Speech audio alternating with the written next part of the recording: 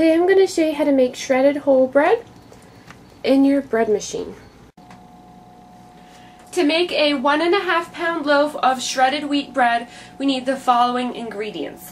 1 cup water, 3 tablespoons oil, 3 tablespoons molasses, 1 teaspoon salt, 1 cup of regular flour, 2 cups of whole wheat flour, and then 1 cup of mini shredded wheat. Then we'll need 2 teaspoons of bread machine yeast, or if you're using regular active dry yeast, you need 1 tablespoon. So to mix everything together, I'm going to take the pan out of my bread machine. I prefer taking it out so when I'm putting my ingredients in, I don't have to worry about anything falling around on the outside of the pan and dirtying up the bread machine inside. So we're going to go ahead and combine our ingredients. So we will need 1 cup of water, 3 tablespoons of oil, 3 tablespoons of molasses, and I am a little short on molasses, so whatever I can get out of this container is what we're going for. So I'm just going to hold this here for the moment so it drains out while I put in the rest of my ingredients. 1 teaspoon salt, 1 cup of flour, and when you're doing flour, you want to give it a nice flat surface. You don't want to have kind of a topped cup. We want it to be flat. Then 2 cups of our whole wheat flour,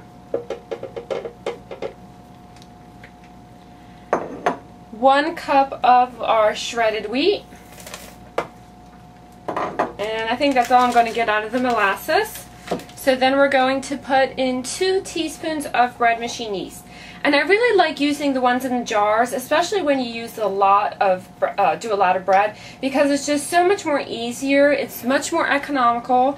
I really like using it, and I definitely recommend doing the jarred ones. So we have everything in our pan. Now we're going to go ahead and put it into our bread machine. To put our pan back into our bread machine, we're going to lift up the lid. And you'll notice that in here on the 2 sides I have these clips, and if you notice on the pan itself I also have 2 clips.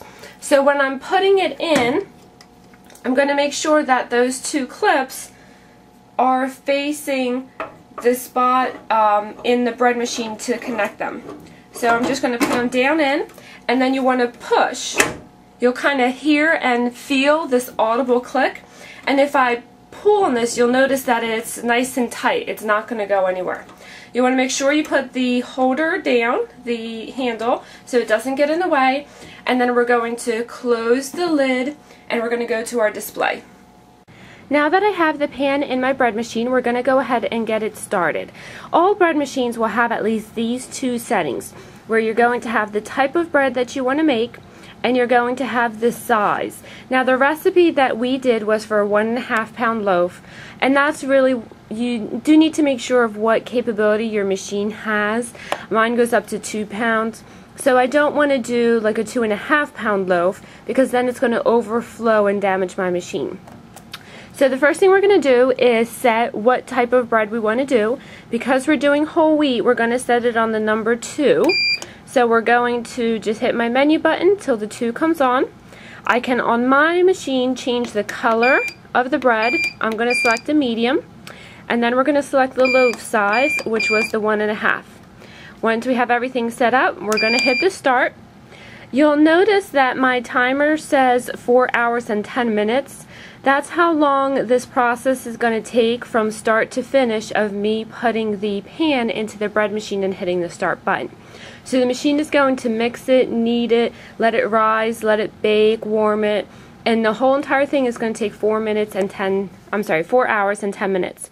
Now you'll notice when I turn the machine on, nothing happened.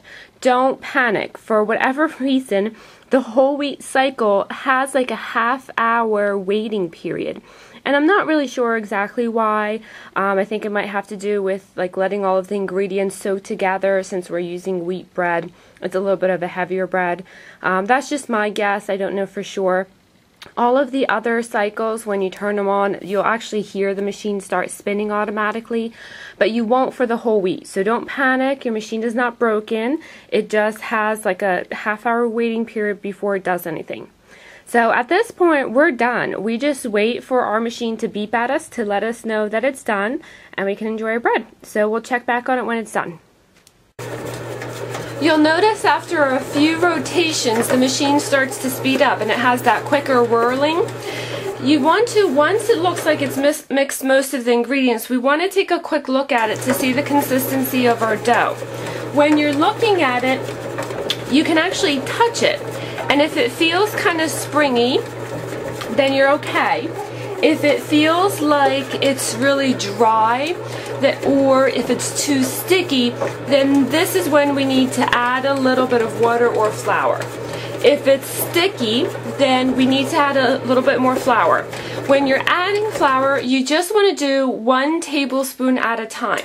So if it felt sticky, put in 1 tablespoon, let it mix for a couple more minutes, and then check back on it again. If it still feels sticky, then you want to go ahead and add another tablespoon. But we want to do it a little bit at a time, just to make sure that we don't over-flour it. If it felt too dry, like there's really no springiness to it, and it kind of like almost sticks to your, not sticks to your finger, but you have like flour on your finger, then it's not moist enough. So we need to add water. In which case, again, add 1 tablespoon of water. Let it go ahead and spin for a couple more minutes and mix it in and see how that looks. If it still feels like it's too powdery, then again, just add another tablespoon of water. But again, we want to do it a little bit at a time so that the dough has enough time to absorb either our flour or our water without becoming overly, overly sticky or too watered down. Actually, this dough is looking pretty good. You can see that there really isn't a lot of extra ingredients all the way down at the bottom. Pretty much everything is staying in the center in my dough, and when I touch it, it actually feels pretty springy. So when I put my finger into it, it kind of leaves a little bit of a dent, but it's not sticky. I don't have any residue on my fingers. It's not powdery. I don't have any flour on my fingers either. So this to me actually looks pretty good. Now this is not a step that you want to skip. You do want to take a look at this, because if you don't catch it now, at the very end, your dough or your bread isn't going to be very good. So it's much more easier to catch it at the beginning.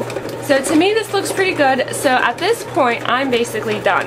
I'm going to go ahead and put the lid back on, and I'm going to wait until the machine beeps at me to tell me it's done. Once it finishes spinning, it's going to do that a little bit more. Then it's going to sit for a while so the dough can rise a bit. You don't want to keep opening up this lid. It's okay right now because it's still mixing, but once it actually starts baking and rising, we want to leave this on because we don't want to let heat escape. You'll notice that there is a clear window in most bread machines, so if you're curious as to what it looks like, you can take a peek in here, but try to refrain from opening up the lid needlessly. So right now we're done. We're going to wait until the bread machine beeps at me, and we're going to check back on it then. Once the timer has gone off, we're going to go ahead and take our pan out, and you want to make sure that you are wearing a pair of gloves or oven mitts because it is hot.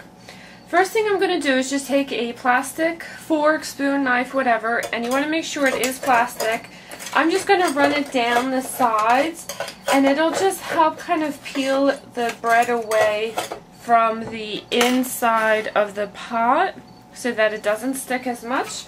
We're going to plop it upside down, give it a little bit of a tap. If it doesn't come out right away, that's okay. Just twist the top part, which is where the knife is, and that will get it to come upside down. We're going to go ahead and just let this sit for a few minutes so that it cools down. In the meantime, we're going to go ahead and put water in the pan. You want to make sure you put water in it right away, because if you don't, the dough will and the yeast will cause it to harden, and then it's really hard to clean and get the blade out. So we're going to let it rest for a little bit, and then we're going to check back on it. Once you have let your bread cool, we're going to go ahead and cut it. I prefer cutting it in half first. I find it's a lot more of a manageable size. And then I like to cut it into slices.